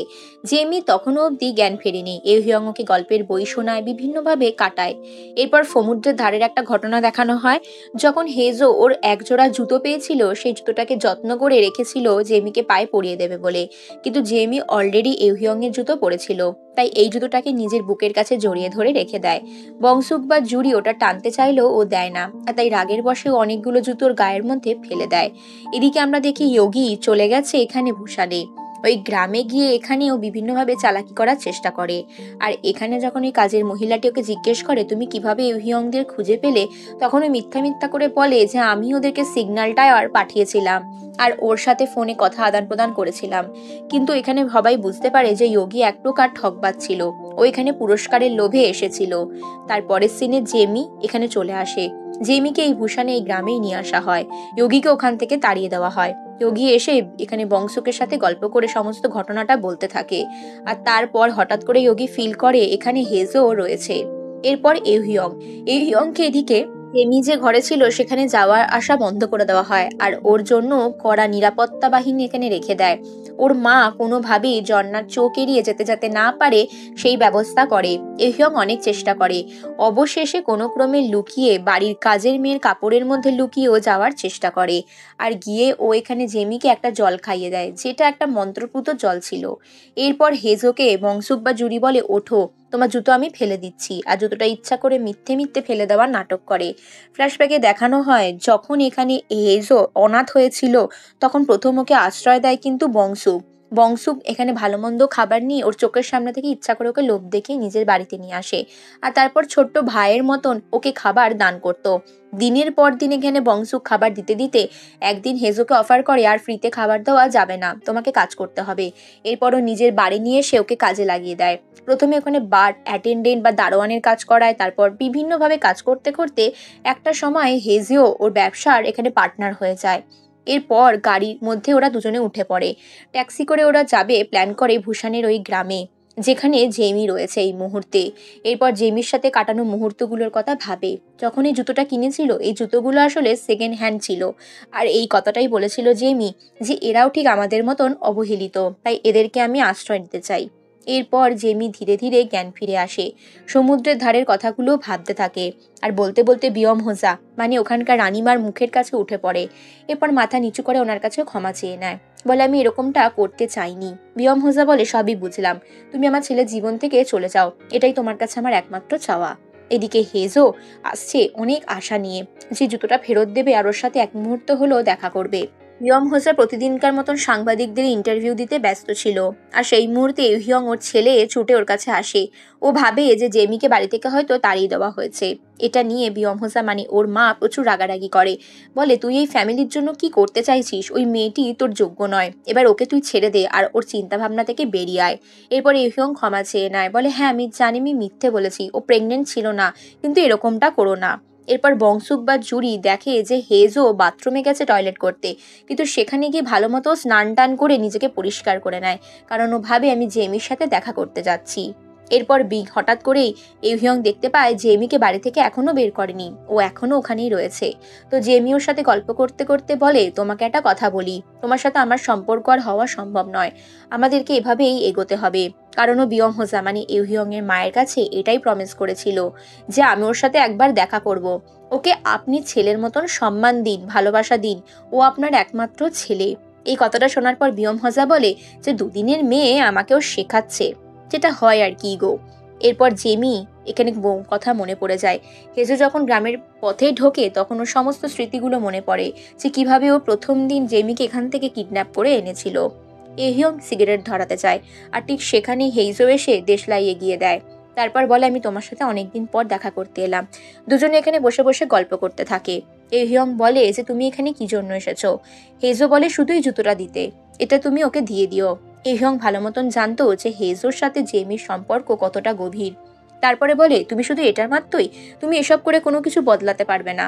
তখন হেজো বলে আমি কিছু বদলাতে আসিও নি, শুধু জুতোটা দিতেই এসেছিলাম, আমি ওর সাথে দেখা করতেও চাই না, ও ভালো আছে তো। এরপর এহিয়ং হেজোর কাছে কোনো এক সময় গেছিল, আর তখন ঘুমের ঘোরে এখানে জেমি জুতোটার কথাই বলছিল যে আমার ওই জুতোটা চাই। আর এই জুতোটার কারণে কিন্তু জেমিরও পেটের ওই ছুরির আঘাত কিছুটা হলেও কম লেগেছিল। তাই এখানে জেমির দরজার সামনে এহিয়ং ওই জুতো জোড়া রেখে দেয়। আর নিজের ঘুম থেকে উঠে জেমি ওই জুতো জোড়া পরে মনে মনে ভাবে আর এখানে থেকে কি করব, এখান থেকে এবার বিদায় নিতেই হবে। আর জেমি ওখান থেকে বিদায় নিয়ে সোজা বংশুক বা জুরির বাড়িতে চলে আসে, কিন্তু ওইখানে এসে বংশুক আর হেজোকে অস্বস্তিকর সিচুয়েশনে দেখে, আর জোর করে ওর নাকের মধ্যে কামড় দিয়ে দেয়। এরপর ফ্ল্যাশব্যাকে দেখানো হয় জেমিকে এক প্রকার হেজো ছেড়ে চলে যেতে বাধ্য করেছিল, হয়তো যখন থেকে ও জানতে পেরেছিল যে ও অসুস্থ। তারপর দুজনের এঙ্গেজমেন্ট রিংও খুলে ফেলে দেয়। সময়ের সাথে সাথে সবকিছু এগিয়ে যায়। আজকে জেমি আবারও হেজোর জীবনে ফিরে এসেছে, আর ওকে বীভৎসভাবে মারধর করতে থাকে, আর ওদের মারামারির মাঝখানে পড়ে বংশুকেরও আঘাত লাগে। এরপর বংশুক বলে তোমরা কি করতে চাইছো আমি জানি না, তবে এসবের মাঝখানে আমিও পড়তে চাই না। তারপর বংশুক ওকে সবটা বলে। আর এখানে হেজো বলে তোমার মনে আছে বংশুকের কথা, ও আমার কাছে একজন দিদির মতন। এরপরও জেমিকে বাইরে নিয়ে আসে কথা বলার জন্য। প্রথমে তো বংশুক ওকে জেলাস ফিল করাবার জন্য অনেক কিছু বলে, বাইরে নিয়ে এসে কিন্তু জেমিকে হেজো সরাসরি বলে তুমি ফিরে যাও, তোমাকে আমি যা করার করে দিয়েছি, তুমি আবারও ইমোশনাল ফুল হচ্ছ, আমি তোমাকে ইমোশনালি অ্যাটাচ হওয়ার জন্য ডেকে আনিনি। জেমি এটা শোনার পর বলে আচ্ছা তোমার কাছে খুব ইজি না আমাকে একবার করে কাছে টানা আর দূরে ঠেলে সরিয়ে দেওয়া, তুমি কেন এমনটা করো? ঠিকই, আমি হচ্ছি সব থেকে বোকা। এরপর হেজো ওখান থেকে চলে যায়, আর জেমি হাউমাউ করে কাঁদতে থাকে। এরপর এখানে হেজো ফিরে এসে বংশুককে জড়িয়ে ধরে, কারণ ওর জীবনে সত্যিকারের ভালোবাসাকেও ঠুকরিয়ে এসেছে। আর আরেকটা কথা, জেমি সেদিন গ্রাম থেকে চলে আসছিল সেই মুহূর্তে কিন্তু এভিয়ং ছিল, এভিয়ং ইচ্ছে করে সাথে দেখা করেনি। এরপর বাইরে ঝমঝম করে বৃষ্টি পড়ে। বংশুক বলে মেয়েটাকে কোথায় দাঁড়িয়ে আছে দেখো গা। কিন্তু এখানে প্রথমে হেজো যেতে না চাইলেও তারপরও পাগলের মতন জেমিকে খুঁজতে থাকে। জেমিকে কোথাও খুঁজে পায় না। তারপর শেষে ও ওদের পুরনো বাড়িতে যায়। সেই বাড়িতে গিয়েও জেমিকে দেখতে পায়। সেই বাড়িটায় একদা ওরা দুজনে একসাথে থাকতো। হেজো দেখে অবাক হয়ে ওকে জিজ্ঞেস করে, তুমি এখানে? আমি তোমায় পাগলের মতো খুঁজছি। জেমি বলে, আমি জানতাম তুমি এখানে আসবে। আমি তোমায় ছেড়ে আসতে চাইনি। আমাদের জীবনে যাই হয়ে যাক না কেন, হয়তো আমরা এভাবে আলাদা হতে পারবো না। কথাটা শুনে হেজো ওকে কিস করতে শুরু করে, আর দুজনের মধ্যে এখানে ঘনিষ্ঠতা শুরু হয়, সেরকমটা কাপলদের মধ্যে হয়ে থাকে। এরপর দুজনে ক্লোজ হওয়ার পর দুজনেই বুঝতে পারে যে ওরা একে অপরের এখানে কাছাকাছি আসাটা ভাগ্যের কথা। তারপর একটা ঘটনা দেখানো হয়। কোনো এক সময় জেমির জন্মদিন ছিল। তো জেমির জন্মদিনের কথা জেমি ভাবে যে হয়তো হেজো ভুলে গেছে, কিন্তু সেরকমটা নয়। ও সবসময় আগে থেকে সারপ্রাইজ রেডি করেই রাখতো। এমনকি কেকের মধ্যে আংটি ঢুকিয়ে রেখেছিল, আর সেই কেক খেতে গিয়ে ওর দাঁতও অব্দি ভেঙে যায়। এই মজার মজার ছোট ছোট ঘটনাগুলো মনে করতে করতে কষ্ট হয়। তারপরে ওদের বিচ্ছেদ, তারপরে সমস্ত আংটি হাত থেকে খুলে ফেলা, সম্পর্ক ভেঙে যাওয়া, তারপর আবারও সেই আংটি দুটো ওরা হাতে পরে নেয় আর সম্পর্ক জোড়া লাগায়। এদিকে এভিয়ংকে কাজের দায়িত্ব দেওয়া হয়। ওর মা চায় এই কাজের মধ্যে ইনভলভ হয়ে নিজের মনটাকে ঠিক করার, কিন্তু এভিয়ং পাথরের মতো হয়ে যায়। এখানে কাগজে ওকে সরকারি কাজের ব্যাপারে কিছু লিখতে দেওয়া হলে ও ভুলভাল কথা লিখে দেয়, যেখানে শুধুমাত্র জেমিকে ভালোবাসার কথাই লেখা ছিল। এগুলো দেখে ওর মা বিয়মহুজার রেগে বোম হয়ে যায়, বলে এটা কি পাগলামো হচ্ছে। এহিয়ং এবার সত্যি সত্যি পাগলের মতো হয়ে যায়। ওর মা ওকে যা বলতো, ও যেন যন্ত্রচালিত মেশিনের মতন সব করতো, কিন্তু ওর ভেতরের আত্মা মন সবকিছু যেন কারোর কাছে বাঁধা পড়ে গেছে। এসব দেখে বিয়মহুজা অসুস্থ হয়ে যায়। জন্না ওকে ডাক্তারের কাছে নিয়ে যাওয়ার কথা ভাবে। এদিকে দিনের পর দিন এহিয়ং না ঘুমানোর কারণে ও ক্লান্ত হয়ে যায়, আর চোখের সামনে জেমিকে হ্যালুসিনেট করতে শুরু করে। জেমি বলে, তুমি ঘুমিয়ে পড়ো, অনেক দিন ঘুমাওনি, আর আমাকে পারলে ক্ষমা করে দিও। তারপর জেমিকে আমরা বাস্তব সময় দেখি, যেখানে জেমি হেজোকে বলে, তুমি কোথায় যাচ্ছ আমাকে না বলে? ঘুম ভেঙেই চলে যাচ্ছ অমনি না? হেজো বলে, আমার কিছু জরুরি কাজ আছে, একটু পরেই ফিরে আসবো। এরপর দুজন দুজনের রোমান্টিক কাপলের মতন চলে যায়, আর হেজো এখানে যোগীর সাথে দেখা করতে আসে। এরপর যোগীর সাথে কথা বলতে গিয়ে ও একটা জায়গায় চলে আসে।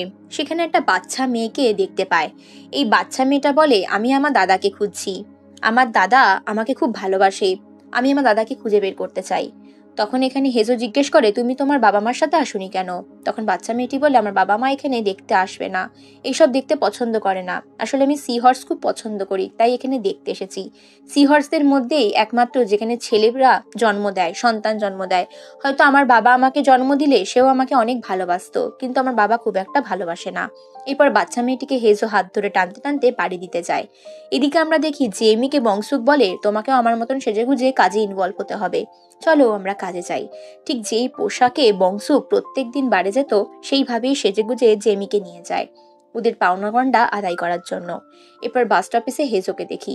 হেজো বাচ্চা মেয়েটিকে বাড়ি পৌঁছে দিতে আসে। হয়তো এই বাচ্চা মেয়েটা ওর নিজের বোন, কারণ এই বাচ্চা মেয়েটাও কোনো না কোনো ভাবে অসুস্থ। তারপর বাচ্চা মেয়েটা নিজেই একা একা বাসে উঠে ওকে বাই বলে দেয়, আর ওর দিকে করুণ চোখে হেজো তাকিয়ে থাকে।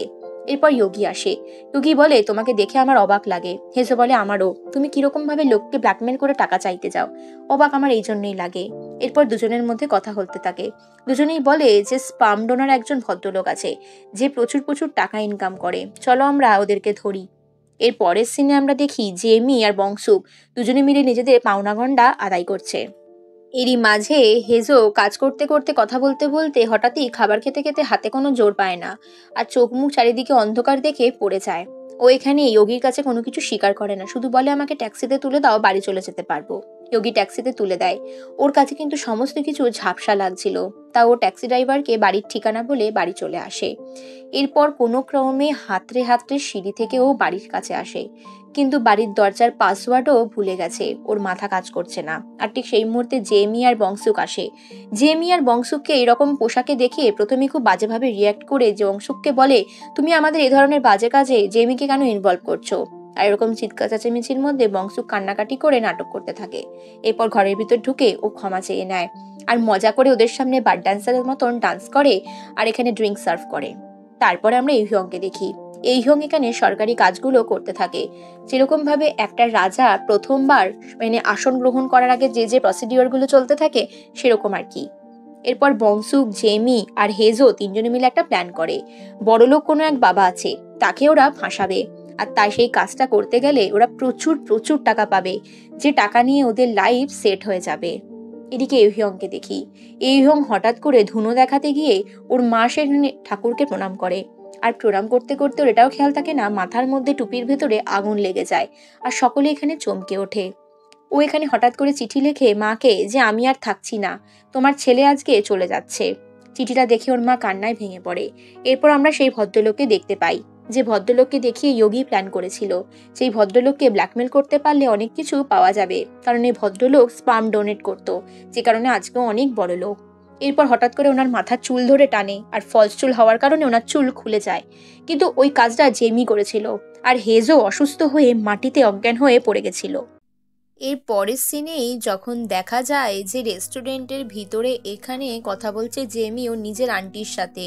ওর আন্টি কান্নাকাটি করে বলে আমার মায়ের তোর কথা মনে আছে, তোর মা মারা গেছে। কিন্তু জেমি যার সাথে কথা বলি সেটা ওর আসল আন্টি ছিল না, সে একজন নাটকবাজ মহিলা ছিল। সে ওর কাছ থেকে কিছু টাকা পয়সাও হাতিয়ে নেয়। পুরো ঘটনাটাই হেজও ফলো করেছিল। তাই ওই মহিলাটাকে বলে ভদ্রভাবে টাকাগুলো ফেরত দিয়ে চলে যাও। আর এটা শোনার পর জেমি প্রচন্ড কান্নাকাটি করে। তারপর হেজ ওকে সান্ত্বনা দিলে জেমি বলে অ্যাটলিস্ট আমি তুমি আছো আমার কাছে। এরপর ওর বুকের ওপর মাথা রাখে। আর এখানে দেখানো হয় বর্তমান সময় যখন হেজো হাসপাতালে ভর্তি। এখানে যখন জেমি আর বংশুক দুজনেই যখন হেজোর অসুখের ব্যাপারে জানতে পারে যে ওর মাথার মধ্যে টাইম বমের মতন একটা এখানে টিউমার রয়েছে, যখন তখন সেটা ফেটে যেতে পারে আরও মারা যেতে পারে, তখন ওর মনে পড়ে যায় আগে ওর সাথে কতবারও খারাপ বিহেভিয়ার করেছে। যখনই হেজো ওকে অনেক কিছু বলতে এসেছে তখনই অনেক রকম খারাপভাবে রিয়াক্ট করেছে। এরপর জেমি হেজোর ফেলে রাখা কাজটা সম্পূর্ণ করতে চায়। ও এখানে চেয়ারম্যানের সাথে দেখা করতে চায়। এদিকে আমরা দেখি হেজো স্বপ্নের মধ্যে ছোট্ট বোনকে দেখতে পায়, যে বোনকে বলছে আমাকে এবার যেতে হবে অনেক দূর, তুই এখানেই থাক।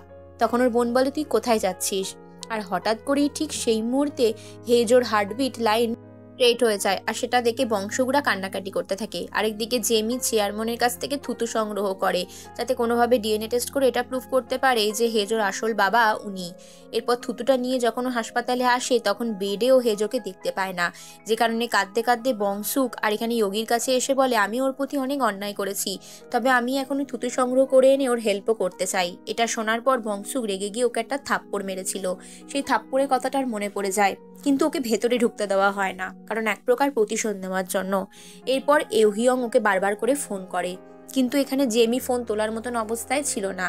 এদিকে ওর মা বিয়ং হোজা প্রচুর চিন্তা করতে থাকে। জন্না ওর কাছে আসলে ও প্রচুর কান্নাকাটি করে ফেলে, বলে আমি আমার ছেলে হিয়ং এর ওপর অনেক অন্যায় করেছি। ও খুব ভালো একটা ছেলে, ছোটবেলা থেকে খুবই ভদ্র সভ্য, কোনোদিন আমার কাছে কিচ্ছু চাইনি, জীবনে একটা মেয়েকে ভালোবেসে চেয়েছে, তাদের দুজনকে আমি আলাদা করে দিয়েছি, বড় অন্যায় করেছি। এরপর জন্নার চশমা পরে উনি কাঁদে। এরপর যোগীর কাছে খুব দুঃখ করতে থাকে জেমি। তারপর অবশেষে জেমিকে ঢুকতে দেয়। জেমি এখানে হেজোর বুকের ওপর মাথা রেখে বলে তুমি ভালো হয়ে যাও। আচ্ছা তোমার এটা ভালো লাগছে না? হঠাৎ করেও ফিল করে যেন হেজোর জ্ঞান ফিরে এসেছে। আর হেজো বলছে আকাশের দিকে তাকিয়ে দেখো, আর কোনো ভয় নেই, আমি তো জীবনে একা থাকতেই চেয়েছিলাম, তোমার উইশ পূর্ণ হলো। কিন্তু আদতে হেজোর জ্ঞান ফিরে আসে না, যেটা দেখে জেমি মনে মনে দুঃখিত হয়। ও ভাবে হেজো কি সত্যি আর জ্ঞান ফিরে আসবে না? হেজোকে আমি এখান থেকে নিয়ে যাই। তাই ও নিজে সকলের চোখ এড়িয়ে ওখান থেকে একটা ট্রলির মধ্যে হেজোকে শুইয়ে রাস্তা পেরিয়ে নিয়ে আসে। ব্যাপারটা অনেক রিস্কি হয়, তা সত্ত্বেও ওই রিস্কটাও নেয়। আর এই মুহূর্তে হেজো কিন্তু একদমই সেন্সলেস অবস্থায় ছিল। এরপর হঠাৎ করে ওর ফোনে চার্জ কমে যায়। বংশুক আর যোগীরা এসএমএস করে যে তুমি হেজোকে নিয়ে কোথায় গেছো, তোমাকে আমরা ছাড়বই না। এরপর রাস্তার মধ্যে বসে জেমি কাঁদতে বসে যায়, কারণ অনেক গাড়িও থামাবার চেষ্টা করেছিল, কিন্তু কোনো গাড়ি থামছিল না, তাই হাউমাউ করে কাঁদতে থাকে। এদিকে হেজোর মাথায় চোট লেগে ওখান থেকে রক্ত বেরোচ্ছে।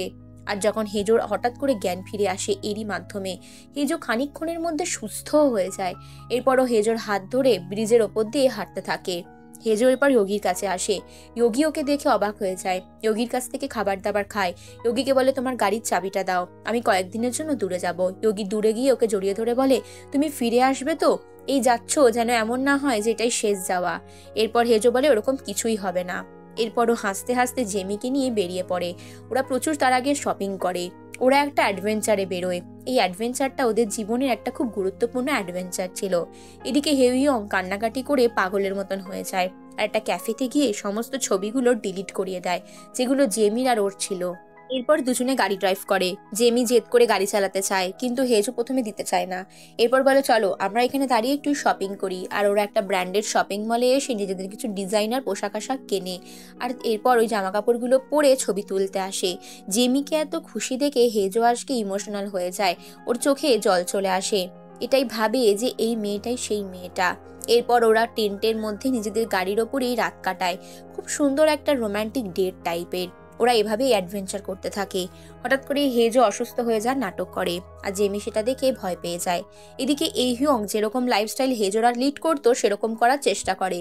আর ভুল করে ওর মাকে ফোন লাগায়, বলে আমাকে এরা মেরে ফেলছে। ওর মা চিন্তিত হয়ে জন্নাকে নিয়ে বেরিয়ে পড়ে। এরপর হেজো আর জেমি আবারও অ্যাডভেঞ্চারের উদ্দেশ্যে বের হয়। হেজো শুধু একটা কথাই বলে, তোমার মনে আছে তো তোমার এই মুহূর্তে কি মনে হয়েছিল? আমি তোমাকে একটা অন্যরকম সারপ্রাইজ দেবো, দেখো কি হয়। দরজাটা খোলে জেমি, আর দেখে ওর চোখের সামনে জন্মদাত্রী মা। তার একটা অন্য ফ্যামিলি রয়েছে, তার হাজবেন্ড, তার ছেলে মেয়ে সবই রয়েছে। কিন্তু জেমিকে ওখানে গাড়ি থেকে নামিয়ে দিয়ে হেজো চলে যায়। আর হেজোকে চলে যেতে দেখে জেমি কান্নাকাটি শুরু করে দেয়। এটাতে কিন্তু হেজোরও প্রচন্ড কষ্ট হচ্ছিল। মাঝ রাস্তায় এখানে এহিয়ং চলে আসে। এহিয়ং এসে ওর চোখ নাক মুছিয়ে দেয়, আর ওকে বলে তুমি এই ললিপপ খাও, কষ্ট কম হবে। এরপর কিন্তু জেমিকে দেখি রাস্তায় হাঁটতে হাঁটতে আসে। আর ওর মা ওকে পেছন থেকে ডেকে শুধু জড়িয়ে ধরে একবার ওর দিকে হাঁ করে চেয়ে থাকে। ওর মাকে বলে আমাকে কনফিউজ করে দিও না, তুমি বলো তুমি কি আমাকে চেনো? কিন্তু ওর মা ও সাহস পায় না, কারণ ওনার একটা সংসার আছে। উনি চলে যায়। হেজো আর এভিয়ং জানতো না যে কি হবে। শুধু একটা কথাই হেজো বলে যে আজকে সত্যি সত্যি জেমির জন্মদিন। হ্যাঁ, জানি না জন্মদিন কি না, ও এই দিনই অনাথ আশ্রমে এসেছিল।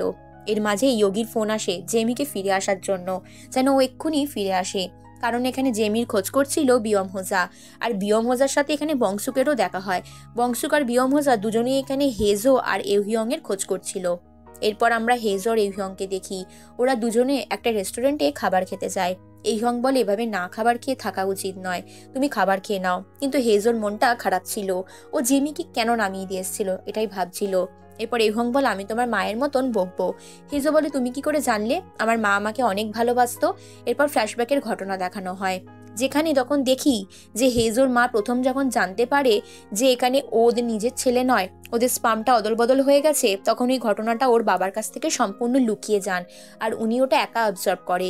কিন্তু যখন ওর বাবা জানতে পারে, ততক্ষণে ওর মা বলে তুই কি আজকে রাত্রিরে আমার সাথে বেড়াতে যাবি? সেদিন হেজা অনেক ভয় পেয়েছিল মায়ের সাথে যেতে, যদি ওর মা ওটাকে অন্য কোথাও দিয়ে আসে। কিন্তু সেদিনই ওর মা অ্যাক্সিডেন্টে মারা যায়, এক প্রকার সুইসাইড করেছে বলা যেতে পারে। এরপর থেকেই হেজোর সাথে হেজোর বাবার দূরত্ব তৈরি হয়।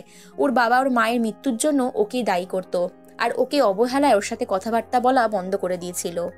দিনটা ছিল হেজোর গ্র্যাজুয়েশনের দিন। সেদিনও ওর বাবার জন্য অপেক্ষা করেছিল, আর মনে মনে বলেছিল বাবা না আসলে আমি সবকিছু ছেড়ে ছুড়ে চলে যাব।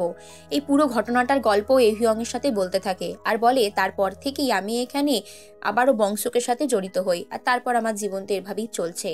এদিকে জেমি ফিরে এসে দেখে বংশুক আর বিয়ম হোজা দুজনেই অপেক্ষা করছে। দুজনকে দেখেও ভয় পেয়ে যায়। বিয়ম হোজাকে ভদ্রতার খাতিরে বলে আপনি কি খাবেন, এই শরীরে কেন এসেছেন? ওর ভদ্রতা দেখে বিয়ম হোজা অনেক ইমপ্রেসড হয়।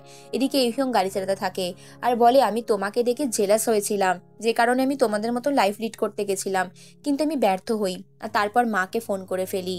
তো এখানে শুনে হেজো হাসতে থাকে, বলে কি এটা নিয়ে আবার জেলাসি হওয়ার কি আছে? এখানে আমরা হেজো আর এহিয়ং এর মধ্যে একটা সুন্দর বন্ধুত্বের সম্পর্ক দেখি। দুজন দুজনের অ্যাকচুয়ালি রাইভাল হওয়ার কথা, কিন্তু সেরকমটা ওরা করে না। এরপর বিয়ম হোজা অনেকটা গম্ভীর থেকে নিজের মনকে অনেক শান্ত করে বলে তুমি আমার ছেলেকে অনেক বদলে দিয়েছো। এরপর হঠাৎ করে উনি জানতে পারে যে আজকে নাকি জেমির জন্মদিন। তো এই কারণে বংশুক থেকে ইয়োগি, বিয়ম হোজা প্রত্যেকে ওকে সারপ্রাইজ দিতে চায়। ইভেন বিয়ম হোজা মানে এখানে হবু রানীমা, উনি তো ওনার কার্ডও দিয়ে দেয় যে তুমি যেটা খুশি সেটা শপিং করতে পারো। এরপর সকলে মিলে প্রচুর আনন্দ করতে থাকে। এরই মাঝে হঠাৎ করে সারপ্রাইজ দিয়ে হেজো আর এহিয়ং ফিরে আসে। ওদেরকে দেখে সকলে ইমোশনাল হয়ে যায়, বিশেষত বংশুক হেজোকে দেখে কান্নাকাটি করে আর বলে আমি তোকে ভেবেছিলাম তোমাকে আর কোনোদিন দেখতেই পাবো না, বলে ওকে জড়িয়ে ধরে আর বলে এরকম ভুল শুধু করো না, তুমি কেন আমাকে আর খুঁজে আসোনি? আমি যখন তোমাকে দেখতে পাইনি আমার এই লনলি জীবনে তুমি আমার একটা আলোর রোশনি হয়ে এসেছিলে। এরপর সেম কথা এভিয়ংকে ওর মাও বলে যে জীবনে যা চাস তাই কর, শুধু আমার সাথে ফোনে যোগাযোগ রাখিস, এটাই আমি তোকে বলতে চাই। এহিয়ংকে যথেষ্ট স্বাধীনতা দেয় ওর মা, যেটা আগে কোনো দিন করেনি, আর বিশ্বাসও রাখে। তাই এহিয়ং এর সাথে ওর মায়ের সম্পর্ক ভালো হয়ে যায়, সব ঠিকঠাক হয়ে যায়। জন্নাকে ওর মা দ্বিতীয় ছেলে হিসাবে মেনে নেয় আর বলে তোমার আমেরিকায় যাওয়ার দরকার নেই, তুমি আমার আজ থেকে ছেলে। এরপর এভিয়ং এর সাথে জেমি মুখোমুখি হয় আর জেমির জুতোটা দেখে বলে তোমাকে দেখে আমার সত্যি অনেক খারাপ লেগেছিল।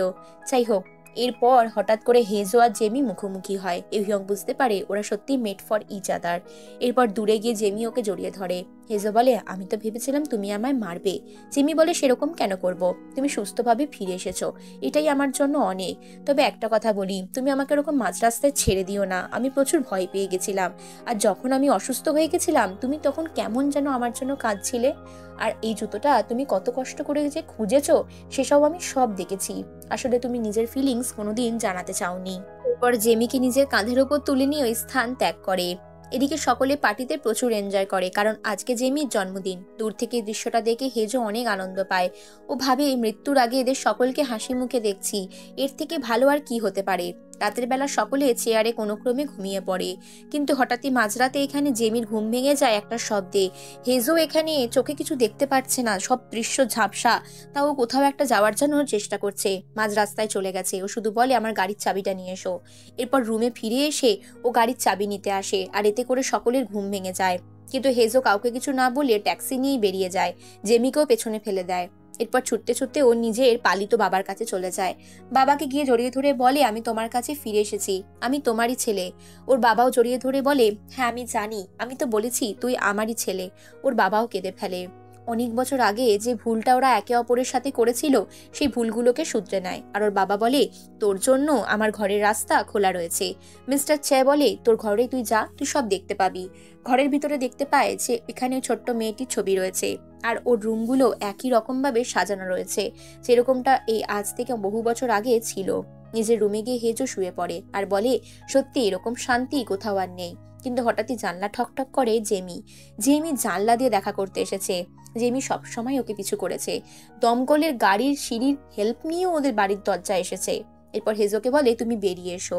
জেমি বলে যে তোমাকে আমি কিডন্যাপ করে নিয়ে যাব। এরপর গাড়ি করে দুই প্রেমিক প্রেমিকা আবারও সফরে বের হয়। আর চিঠিতে বাবাকে মিস্টার চেকে লিখে যায় যে আমি তোমার ছেলে, শুধুমাত্রই তোমার ছেলে। তারপরে ওরা দুজন একটা রেস্টুরেন্টে যায়, সেখানে খাওয়া দাওয়া করে। খাওয়ার ভিডিওতে এখানে জন্নাকে দেখা যায়, মিস বিয়ম হোজাকেও দেখা যায় অনেক হাসি মুখে। সকলে যেন অনেক নর্মাল হয়ে গেছে। এরপর হেজো ছবি তোলে। ভিডিও কলে ইয়োগি আর মংসুকের সাথে কথা হয়, বলে খুব সাবধানে ঘোরো তোমরা। এদিকে আমরা এভিয়ংকে দেখি, ও এখানে একটা ভিডিও চ্যানেল খুলেছে, যে চ্যানেলে ও ট্রাভেলিং করে আর ব্লগ বানায়। সেই ভিডিও হেজো আর জেমি দেখে হাসাহাসি করতে থাকে, নিজেদের মধ্যে খুনসুটিও। এরপর দেখি অনেক অনেক ছবি, নিজের স্মৃতি এখানে হেজো কাছে রেখে দিয়েছে, আর জেমিও ওর সঙ্গে রয়েছে। এরপর গাড়ি করে ওরা একটা বরফের জায়গায় বেড়াতে যায়। মাঝ রাস্তায় গাড়ি থামিয়ে জেমি জেদ করে ওই জায়গাটায় আসে। এরপর বরফের মধ্যে দুজনে ছুটে মারামারি করে খেলতে থাকে। বলে জায়গাটা কি সুন্দর, এখানে লাকি ট্রি খোঁজো, যে লাকি পাতাটা আগে পাবে সে লাইফে যা উইশ করবে তাই খুঁজে পাবে। লাকি পাতা খুঁজতে গিয়ে হেজোর নাক থেকে ব্লিডিং হয়, আরো পড়ে যায়। আর জেমিও একটু দূরে ওই পাতাটাই খুঁজতে গেছিল, কিন্তু এরই মধ্যে অজ্ঞান হয়ে চোখের দৃষ্টি ঝাপসা হয়ে যায়। হেজো বুঝতে পারে সময় ফুরিয়ে এসেছে, ওর মৃত্যু ঘনিয়ে এসেছে। জেমি দূর থেকে ওকে পড়ে যেতে দেখে ছুটতে ছুটতে আসে, হেজো তুমি আমাকে ছেড়ে যেও না। কিন্তু ততক্ষণে সব শেষ। চোখের দৃষ্টি ততক্ষণে ঝাপসা বন্ধ হয়ে আসে। জেমি অনেক কাঁদতে থাকে। কোনো ক্রমে হেজো চোখ খুলে বলে যাক, শেষ অবধি তুমিই থাকলে। আমার জীবনটা সত্যি অনেক সুন্দর ছিল, কারণ শেষ অবধি আমি তোমাকে পেয়েছি, তোমাদের সকলকে পেয়েছি। আর এরই মাধ্যমে এই ড্রামা কিন্তু এখানেই শেষ হয়।